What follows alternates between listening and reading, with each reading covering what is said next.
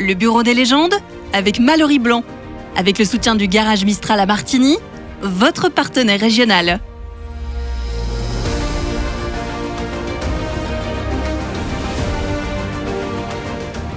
Bien le bonsoir à tous, ravi de vous retrouver sur le plateau du Bureau des légendes, ici à la Foire du Valais, sur le stand Le Nouvelliste Rhône FM, en compagnie d'une future légende. On en est convaincu, Mallory Blanc, bonjour. Bonjour.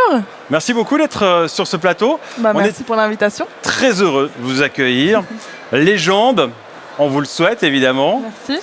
Il y a des légendes pour vous dans le monde du ski? Ouais, il y en a plein, il y en a surtout plein en Suisse, je dirais. Ouais. Oui. Didier Cuche, chez les femmes Lara Goutte. Ouais, il y a des gens inspirants. Bon, on aura l'occasion peut-être d'en reparler durant cette émission. Avant tout, on va faire connaissance avec vous. En 65 secondes, c'est JB. Bonjour JB. Bonjour Sébastien, bonjour Mallory. Bonjour. 65 secondes pour poser tes questions, c'est à toi.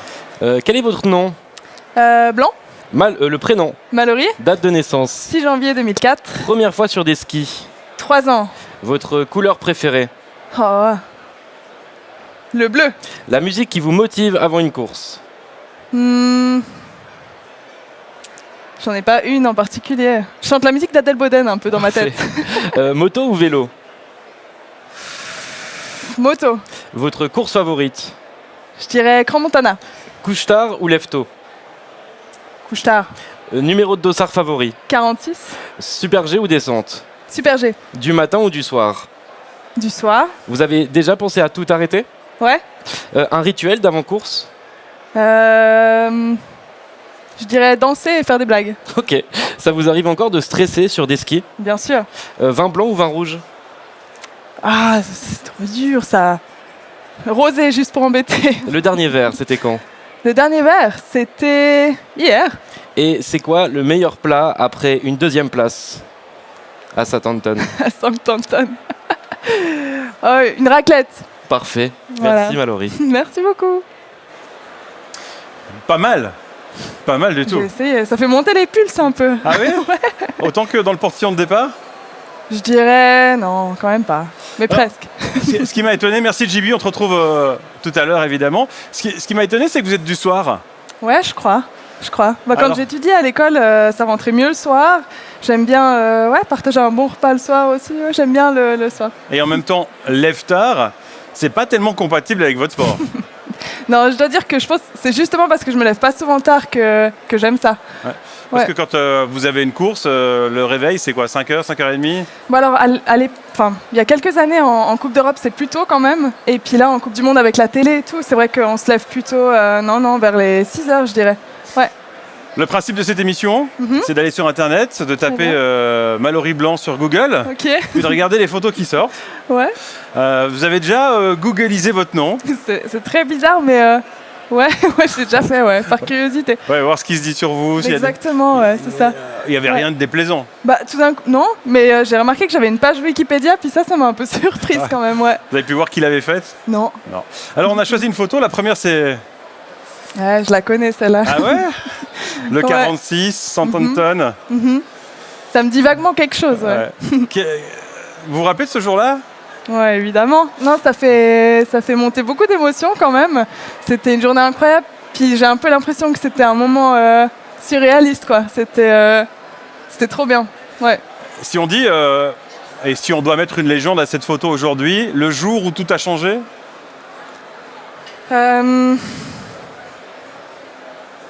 Peut-être c'est...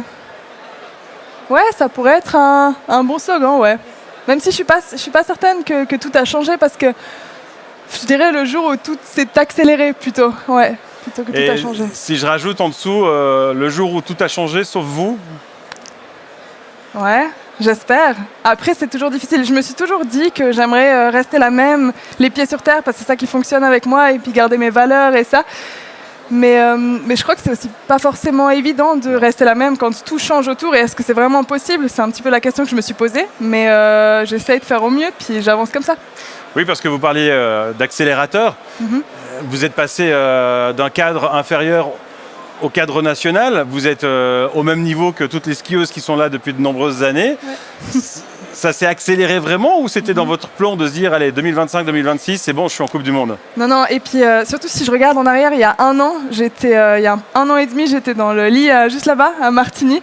Je m'étais fait opérer du ligament croisé intérieur et puis des ménisques. Donc c'est vrai que c'était à ce moment-là, l'idée d'avoir un départ en Coupe du Monde, même un podium, c'était vraiment loin dans ma tête. Et puis ouais, ça s'est vraiment accéléré. Après, c'est une progression quand même assez jolie parce que c'était pas non plus une propulsion d'un coup. Parce que voilà, j'ai pu faire mes pas en Coupe d'Europe comme il faut et ça, mais après, non, c'est clair, je pensais pas que ça arriverait aussitôt. Ce qui est impressionnant aussi, c'est, alors vous parliez de cette blessure, on y reviendra tout à l'heure, vous étiez à Martigny. Dans les pistes, la piste favorite, vous avez dit Grand Montana. Pourtant, c'est là aussi que vous êtes blessé. Ouais, mais c'est là aussi que j'ai fait mon premier vraiment beau résultat en Coupe d'Europe. Et puis, je m'en rappellerai aussi toute ma vie, quoi. C'était sur une piste, bon moi j'adore cette piste parce qu'elle est assez technique et puis par rapport à Saint-Antoine il y a quand même des similitudes et ouais c'est un endroit où j'ai vraiment de bons souvenirs et puis c'est à côté de la maison donc je crois que j'aime beaucoup cette piste. Bien sûr il s'est passé ce qui s'est passé mais Grand Montana passe en premier puis Saint-Antoine juste derrière parce que je l'aime bien cette piste quand même. Cette saison on aura l'occasion de l'aborder avec peut-être un peu de pression sur les épaules mais on va revenir un petit peu en arrière. Le ski à 3 ans. Pourquoi le ski? Parce que moi j'habite à Ayen et puis qu'à Ayen on habite à côté d'Anzer et puis ouais ma famille a toujours skié, ma grande famille, pas que mes parents et mon frère. Et puis au début voilà, c'était pour partager ces petits moments en famille sur les pistes. Et finalement on m'a mis au ski club, j'ai fait des compétitions après. À 8 ans je suis partie la première fois en camp de ski sur les glaciers. Et puis ouais, ça s'est fait petit à petit. Je crois que c'était assez naturel d'essayer en tout cas le sport, puis de dire voilà, je suis capable de skier pour juste le plaisir au début. Et puis j'aurais jamais imaginé que ça aille aussi loin, mais ouais, c'est beau. Et puis justement de pouvoir partager ces émotions et puis ce beau sport, je trouve, avec ma famille, c'est quelque chose d'hyper précieux. C'est un sport, on s'en rend pas forcément compte quand on vous voit avec les 2 skis sur un podium, assez ingrat, parce que durant toute votre jeunesse, tous les samedis et dimanches, l'hiver, c'était on part aux 4 coins de la Suisse, voire de l'Europe, pour aller skier. Ouais, c'est clair, et puis c'est bien que vous le souleviez, parce que peu de gens le voient, j'ai l'impression. C'est vrai que bien sûr, c'est une vie de rêve quand même. On part en voyage, on apprend beaucoup de choses sur la vie. C'est une super école de vie. Mais après, moi, j'ai souvent pensé à arrêter parce que c'était dur. Je m'ennuyais beaucoup de la maison quand je partais quand j'étais petite. Mes parents peuvent attester. C'était vraiment très très dur pour moi. Et puis après, bien sûr, il y a des moments où quand on est face à l'échec, quand on est jeune, c'est dur. Ouais, on apprend plein de choses, mais il y a aussi plein de moments où c'est très dur. Mais c'est pour les moments-là, pour des moments comme Saint-Antoine que je le fais. Et puis je regrette pas une seconde.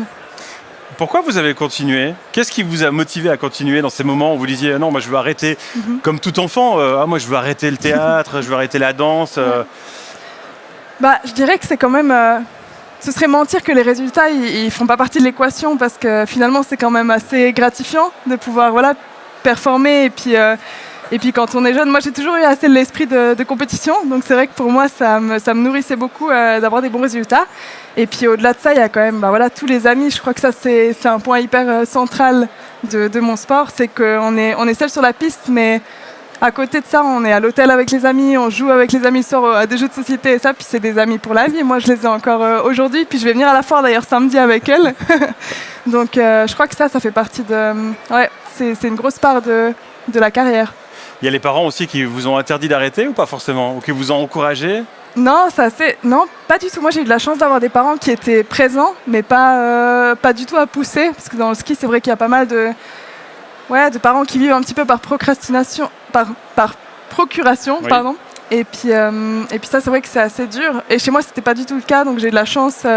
Quand je rentrais des fois de camp de ski, je disais mais je veux arrêter, j'en ai marre. Puis ils me disaient vas-y arrête, et puis on fera des économies. et puis non, c'est vrai que j'ai toujours eu le choix, mais on en a rigolé à l'époque. Le fait qu'on vous dise que vous pouviez arrêter, ça vous a motivé à continuer, un peu l'esprit de contradiction? C'est possible, ouais. Il y a des chances, étant ado. À quel moment, alors on a vu Saint-Antoine évidemment, mais à quel moment vous vous êtes dit ça y est, je touche à mon rêve d'être pro? Est-ce qu'à un moment donné, quand on est dans les cadres inférieurs, on sent qu'on va y arriver? C'est dur à dire, c'est quand c'est vraiment le déclic, mais je dirais que quand je suis passée en phys, quand j'ai dû aller à Brigue aussi au collège sport-études, c'est là que je me suis dit, tiens, il y a peut-être quelque chose à faire, et puis ça commence à être un peu sérieux, donc je vais m'investir là-dedans à fond et puis donner vraiment de mon temps. Et sinon, forcément, le départ en Coupe du Monde, il est assez symbolique, bien sûr, parce qu'on attend ça. Quand j'étais en Coupe d'Europe, je voyais un petit peu ça du coin de l'œil. Je me suis dit, il faut skier vite pour arriver là-haut. Et puis finalement, j'ai eu l'opportunité de le faire. Et puis, c'est sûr qu'à partir de ce premier départ en Coupe du Monde, il y a beaucoup de choses qui ont changé dans ma carrière. Et puis c'est sûr que ça devient... Il faut que je le dise, et puis il faut que j'y croie, que c'est mon métier, quoi, maintenant. C'est ça que je fais. Quand on est sur le podium avec les 2 skis de nouveau, il y a toutes ces images passées, Brigue, les samedis matins, les dimanches qui défilent. Ouais, c'était assez fou. Et puis là, surtout, je répète, en une année, il s'est passé tellement de choses. Il y a eu ces championnats du monde junior à Châtel, où j'étais passée de vraiment le top de ma forme à cette blessure. Et puis je crois que c'est surtout ça qui m'est venu en tête, c'est de me dire, j'ai vécu tellement de trucs en une année, ça s'est tellement bien passé finalement, puis ça m'a tellement apporté de choses que je me suis sentie comme un peu poussée des ailes sur le moment. C'était assez fou. Et puis surtout de voir les gens qui m'ont envoyé des messages, ces personnes qui ont fait partie aussi de ma carrière avant, des anciens entraîneurs, des anciennes amies, et puis tout le monde du ski qui était derrière moi. Ça, c'était vraiment quelque chose d'hyper émouvant, ouais. Mallory, vous restez avec nous sur ce canapé, bien installé j'espère. Bien sûr, ouais, très bon canapé. On va passer maintenant dans les allées de la foire, retrouver JB qui est parti se promener.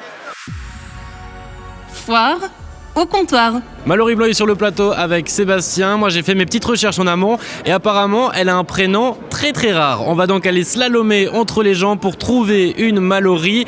Et la première Mallory qu'on trouve, elle remporte des lunettes. On y va. Vous dites foire du Valais ou comptoir ? Comptoir. Les deux, ça dépend. Et nous là on cherche une Mallory. Est-ce que tu connais une Mallory ou est-ce que par hasard tu t'appelles Mallory ? Je m'appelle pas Mallory et j'en connais pas. Est-ce que vous vous appelez Mallory par hasard ? Mal au quoi ? Mallory, c'est votre nom ? Mallory, non. Non ? Non, désolé, il n'y a Non. pas de Mallory ? Moi non plus. Non ? Vous savez où on peut trouver peut-être une Mallory, une idée ? Alors tu prends la première sortie qui donne côté gare Ouais. et peut-être tu tombes sur Mallory. Première sortie qui donne côté gare. J'ai du mal à me repérer. On cherche une Mallory. Mallory, je viens de la voir passer. Vous l'avez vu là-bas ? Ouais, faut vite courir. Elle a un chapeau rouge et puis des bottes jaunes. Oh là là, merci pour l'info. Mallory ! Est-ce que l'une d'entre vous s'appelle Mallory ? Pas du tout. Pas du tout. Est-ce que vous appelez Mallory ? Malheureusement, c'est Mélissa. Ah, on y est presque. Mince. Vous savez où on peut trouver une Mallory ? Non, je connais pas de... Vous avez pas essayé de crier fort Mallory pour voir si quelqu'un se retourne. Mallory ! Ça marche. J'ai vu personne se retourner. Est-ce que vous appelez Mallory ? Non. Est-ce que vous appelez Mallory ? Non. Vous connaissez une Mallory qui peut être dans le coin ? Oulala. Non. Mais quand va-t-on la trouver cette Mallory ? Oh. Bonjour, est-ce que vous avez une seconde ? Une. On cherche une Mallory, vous vous appelez Mallory ? Eh bien, non. Non ? C'est fini ? Trop tard, j'aurais dû dire 3 secondes. Est-ce que la vache s'appelle Mallory ? Non, il n'est pas celle-ci. Non ? Non, bah merci quand même. Corinne ? Merci Corinne, hein. À bientôt. Bon, on a plusieurs facts, plusieurs indices. Il y en avait une vers la gare, j'ai pas tout compris ce qu'elle m'avait dit. Une avec un chapeau, une un peu plus loin, et on a crié, personne ne s'est retourné. Mais on perd pas espoir. Est-ce que vous vous appelez Mallory ? Ben non, alors. Et vous ? Merci. Non. Non, pas Mallory ? Est-ce que vous appelez Mallory ? Non, malheureusement pas. Vous connaissez peut-être une Mallory qui est par là ou pas du tout ? Pas du tout. Bonjour, excusez-moi, est-ce que vous avez 1 seconde 12 ? Est-ce que vous appelez Mallory ? Oui, c'est exactement ça. C'est vrai ? Oui. Pour de vrai ? Oui. Non, vraiment ? Mais Lui, il s'appelle Malo. c'est quoi le hasard? Bon, on cherche une Mallory dans toute la foire. Je m'appelle Mallory. Est-ce que vous pouvez me le prouver ? Vous avez une carte ? Non, mais alors ça, c'est le comble. C'est incroyable. Ce sera pas écrit comme vous espérez peut-être. On cherche une Mallory. Mallory. C'est Mallory pour de vrai, c'est Mallory pour de vrai. Je confirme, c'est Mallory. On fait une émission avec Mallory Blanc, la skieuse, et on devait chercher une Mallory. Vous remportez une paire de lunettes. Incroyable, merci. Bah, merci. Alors merci Mallory Blanc. Hein. Merci à vous, Mallory. Bonne journée. Excellent. Au revoir. Bon, là, on arrive au stand de nouveau où l'émission Le Bureau des légendes est en train d'être tournée à l'heure actuelle. On a trouvé une Mallory, elle était là-bas. Et pour la petite info, Mallory, c'est un prénom assez rare. Et Mallory Blanc, elle adore le masse-pain. Si bien qu'elle a même signé un petit cochon au masse-pain à notre cadreur qui tient la caméra à l'heure actuelle. Sacré JB. Autre photo, Mallory Blanc. Alors, Ah, très belle photo. ouais. Waouh. On l'a un peu abordé, c'est la rééducation. Ouais. C'est revenir sur le devant de la scène. Quand vous vous êtes blessé, je crois que de nombreuses personnes s'en souviennent parce qu'on s'est dit « Oh non, pas maintenant, Ouais. pas elle, c'est tellement dommage. » Vous étiez à deux doigts de toucher au Graal. Vous alliez vous élancer à Crans-Montana en Coupe du Monde la semaine suivante. C'est ça. Mais finalement, vous êtes revenu hyper vite. Ouais, c'est vrai que moi, quand j'étais dans la luge, je me suis dit non, mais c'est pas possible. Puis là, pour le coup, j'ai vu un petit peu ma vie en rétrospective et j'ai eu le temps de réfléchir. Et puis je me disais non, mais c'est pas possible, ça m'arrive à moi maintenant. Je pensais que c'était quelque chose qui arrivait seulement aux autres. Et puis c'était vraiment dur à accepter au début. Mais après, j'ai vite compris que voilà, il fallait aller de l'avant, que c'était pas fini du tout, et puis que ça arrive. Et puis surtout, j'ai appris beaucoup de choses. Et je crois que c'est ça aussi qui m'a aidée à pouvoir revenir encore plus forte. On me disait ça, on m'envoyait des messages comme ça, tu reviendras encore plus forte. Puis je lisais ça, puis je disais non mais sérieux, c'est kitsch, puis c'est faux. Mais en fait, je pense que c'est assez vrai. Et puis tout ce que j'ai traversé là, ça m'a aidée à revenir. Et puis finalement, peut-être que Crans-Montana, c'était pas forcément le bon moment pour s'élancer en Coupe du Monde. Et puis maintenant, je regrette pas une seconde ce qui s'est passé. Vous avez regretté de vous être lancé sur cette piste ce jour-là parce que beaucoup de gens vous avaient dit non mais c'est bon, t'as déjà assez fait. Non, vous avez dit j'y vais. Les rumeurs vont vite. Ouais, c'est vrai que c'était une semaine assez particulière. C'était des conditions assez difficiles. La course, elle était reportée. Et puis entre-temps, j'étais rentrée chez moi aussi pour parler avec ma famille. Et puis j'ai un peu pleuré aussi parce que c'était trop quoi. Je sentais que j'en avais marre et en même temps, on est là en tant qu'athlète, on est là pour performer et puis pour s'élancer sur la piste, donc c'est difficile de dire stop. Et j'y suis allée et puis ma foi, c'est arrivé, mais avec du recul, c'est vrai que maintenant je le ferai pas. Puis il y avait tellement tous les signaux qui étaient allumés, c'était vraiment panique à bord et puis ça devait se passer comme ça. Donc après, quand on voit la situation en tant que telle, puis qu'on voit la fin. Je pense que c'était inévitable et puis ça s'est passé comme ça. Mais c'est une expérience où on a vu le résultat de nouveau ce podium avec les deux skis. Ce qui est impressionnant, et c'est peut-être votre caractère, c'est que vous êtes revenu très vite et au plus haut niveau. Ouais, alors ça, je pense que ça fait partie de mon caractère, c'est de pas trop lâcher l'affaire. Et puis je suis un peu têtue par rapport à ça, donc je me suis dit allez, tant qu'à faire, on va se remettre vite en état. Et puis je dois dire que j'ai su aussi m'entourer des bonnes personnes. Et puis ma famille m'a conseillé aussi là-dessus, c'était très important. Je pense que, je sais pas s'il est par là, mais Olivier Sigrist a vraiment beaucoup contribué à cette rééducation. Et puis bien sûr Florian Lorimier et ma coach mentale aussi. C'est vraiment, je pense que ce monde qui gravite autour de moi, il a été primordial quoi. C'était tellement important d'être bien entouré que ouais, je pense qu'on l'a fait tous ensemble. Et puis à la fin bien sûr c'est moi qui skie, mais il y a tellement de monde derrière, sans eux ce serait pas forcément possible. Votre force c'est d'être revenu très vite. C'était peut-être important pour pas laisser le doute s'installer. C'est possible que c'était une manière aussi de me dire ok, je suis dans un tunnel, je fonce, je me pose pas de questions. Et puis c'est assez fou maintenant, je me rends compte parce qu'il y a peut-être plus de questionnements maintenant qu'avant et c'est assez étonnant. Mais voilà, je crois que j'étais vraiment dans mon truc et puis je me suis pas trop pris la tête. Et puis c'était cool d'avoir aussi un objectif de juste revenir sur les skis, puis d'après prendre les choses comme du bonus. Je crois que c'est ça qui a fonctionné aussi. Vous gérez votre calendrier, vos courses différemment? Alors ouais, l'année passée, ça m'a beaucoup soulagée de faire ce résultat à Saint-Quentin, je dois dire, parce que voilà, j'avais ma place fixe en Coupe du Monde et puis je savais que j'allais pas voilà, jongler entre la Coupe d'Europe et la Coupe du Monde. Et puis ça, c'était un gros soulagement parce que j'ai vu aussi les filles qui le faisaient et puis ça fait une saison vraiment très très longue. Et puis ouais, c'était quelque chose que je redoutais un petit peu, mais finalement, encore une fois, toutes les choses se sont bien goupillées et puis j'en suis hyper reconnaissante. La blessure, ça fait partie du jeu. Malheureusement, il y a même parfois des drames. On en a vu un il n'y a pas longtemps. Ouais. Vous avez peur quand même de temps en temps ou il ne faut pas y penser? Moi, j'étais au Chili quand ça s'est passé. On était à la station d'à côté et puis ouais, ça fait froid dans le dos. Surtout que de base, c'est notre sport, quoi. C'est un hobby avant tout. Après, ça devient bien sûr un métier, mais ça fait vraiment bizarre. Mais après, ça questionne beaucoup. Et j'espère que ça fera, ouais, que les gens se remettront un petit peu en question sur la sécurité des casques notamment. On sait que moi j'ai pu discuter avec Marty Design qui fait toutes les décorations sur les casques des athlètes, qui en voit donc passer plein et puis qui a dit mais c'est pas possible quoi, on n'est pas assez c'est pas assez sécurisé. Et puis je pense qu'il a raison, il y a vraiment quelque chose à faire, c'est important. Mais après, c'est tellement triste qu'on doive attendre ces drames pour réagir, en fait. Ouais. Et puis d'un côté, c'est de la descente, c'est de l'adrénaline, de la vitesse, très vite, de plus en plus vite pour gagner. C'est fou. Ouais, c'est ça. Et puis je pense que ça, c'est un point important. Je pense que, j'imagine, moi je l'explique comme ça, les conditions deviennent toujours de plus en plus extrêmes. La technique, les skis deviennent de plus en plus lourds, de plus en plus durs aussi. On recherche vraiment à repousser les limites. Et puis je pense que ça en est un petit peu la cause. Maintenant, bien sûr, ça fait partie du jeu et puis il faut l'accepter. Mais qu'il y en ait autant, parce que là, en espace d'1 an et demi, il y en a eu, ou 2 ans, je crois, il y en a quand même eu un petit peu trop. Il faut faire quelque chose. Ouais. En même temps, l'adrénaline, c'est un peu vous.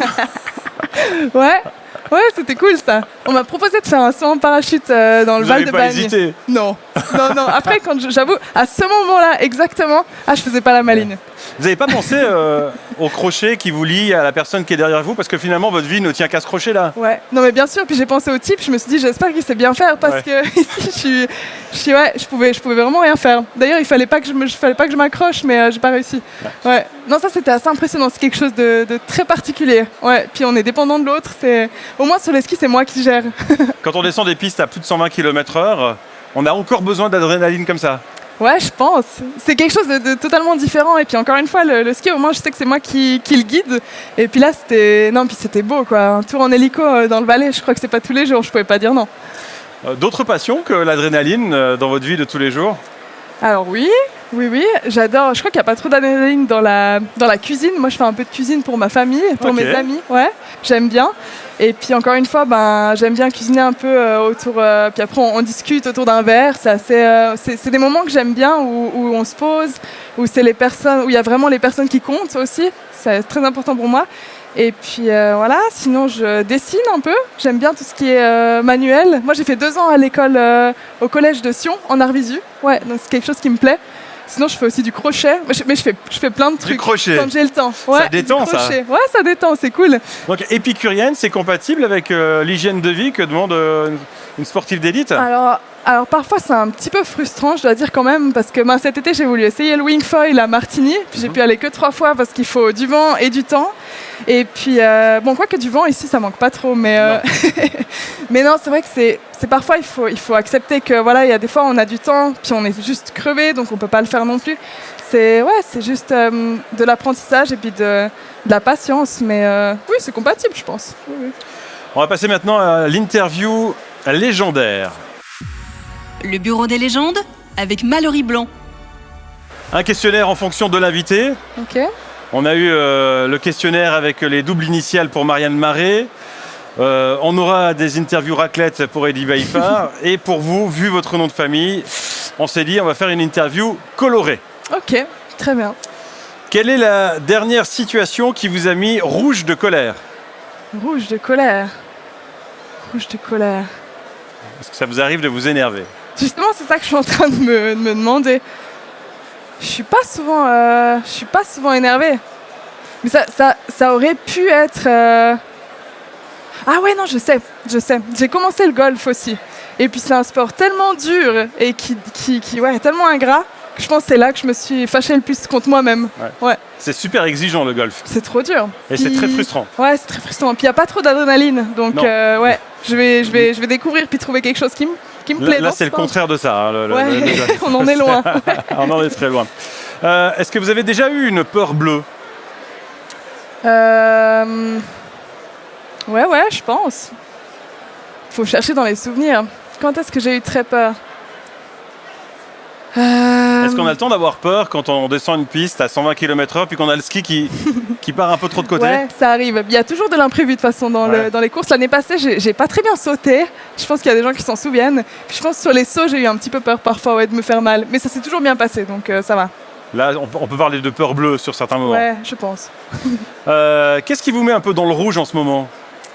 Dans le rouge en ce moment, je crois que c'est mes batteries sociales un peu qui sont gentiment dans le rouge.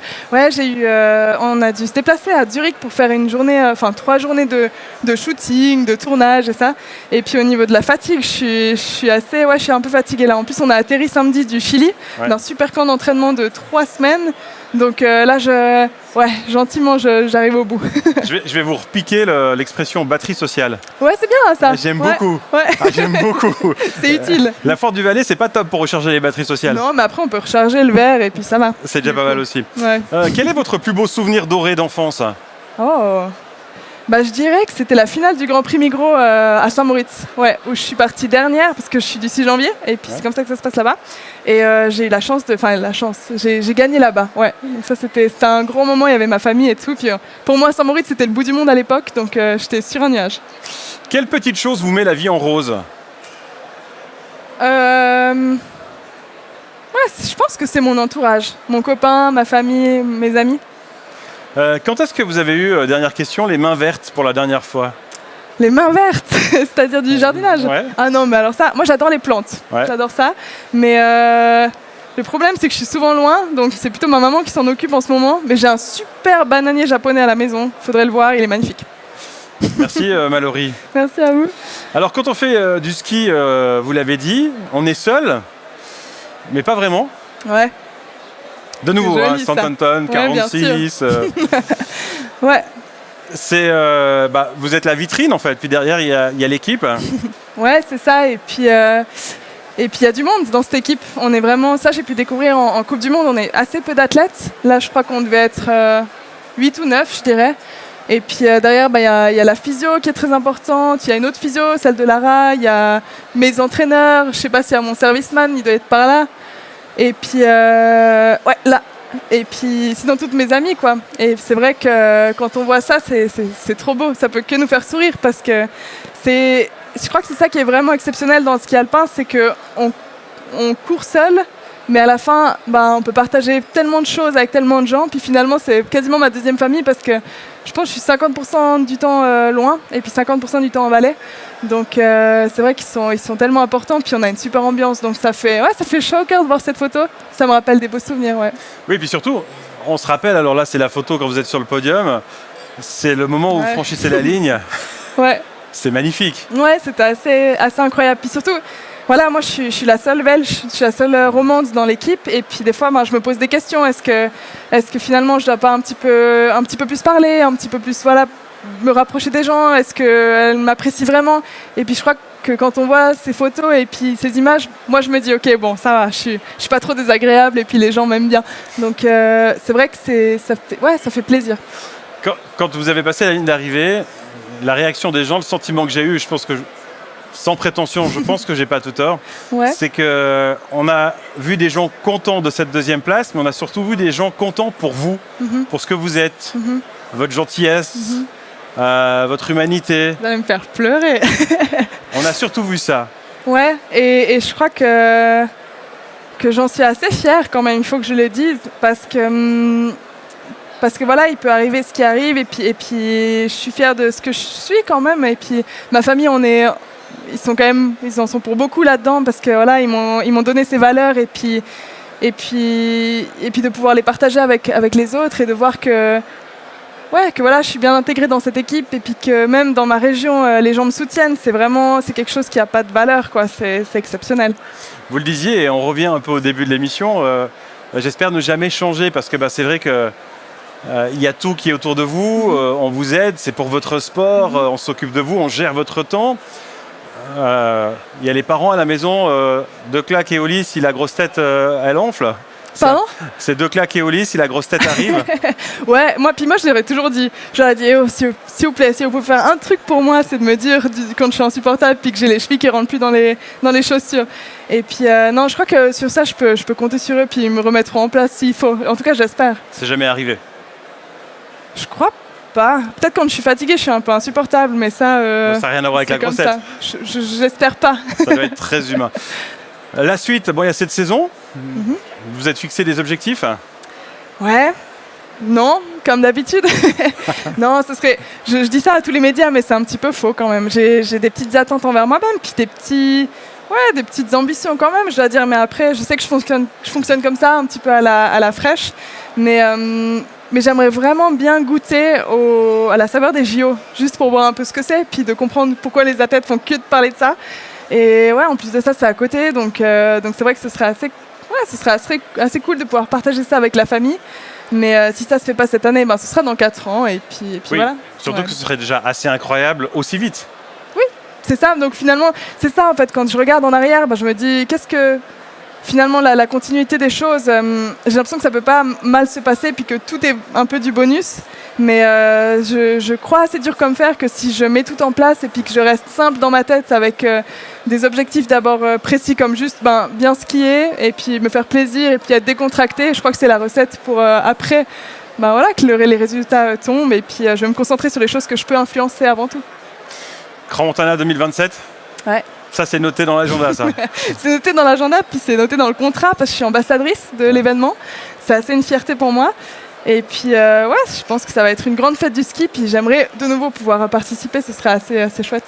Ouais, puis surtout, vous voir lever les skis au ciel à l'arrivée. Magnifique. Ce serait magnifique. Ce serait une très très belle histoire. Ouais, on tout va à vous fait. la souhaiter. Merci.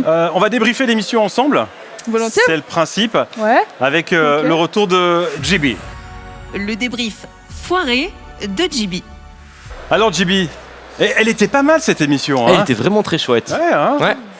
Bon, Mallory, votre nom de famille c'est Blanc, comme vos chaussettes, juste blanc donc et rien d'autre, et cette couleur vous va à ravir puisque la neige, je vous le donne dans le mille, c'est blanc.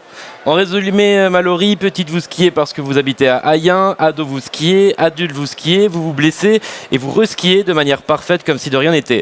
Sinon, ce qui vous met en colère c'est le golf, vous pouvez autant sauter d'un hélicoptère que faire du crochet et vous avez un superbe bananier japonais chez vous, c'est la classe. Bien noté. Mallory, de mon côté, j'ai préféré un autre domaine que le ski. J'ai fait de la pêche aux infos. Et ce que j'ai appris, c'est que vous adorez évidemment le ski depuis petite.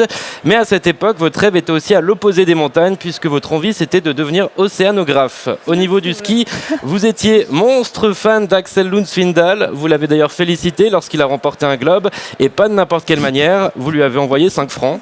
Merci à Grégory, d'ailleurs, pour toutes ces infos. Vous êtes donc généreuse depuis petite.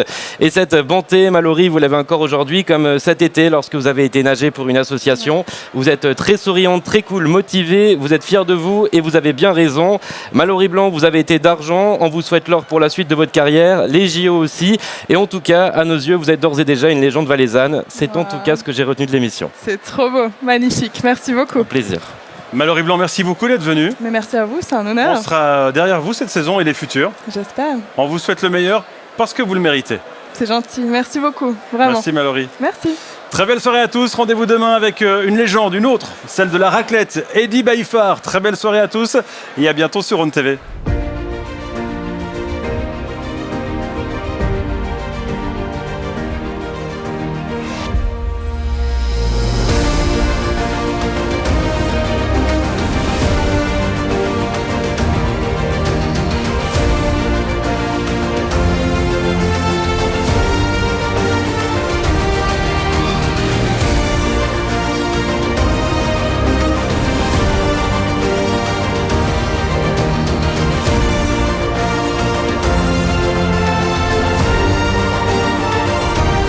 Le Bureau des légendes avec Mallory Blanc. Avec le soutien du Garage Mistral à Martigny, votre partenaire régional.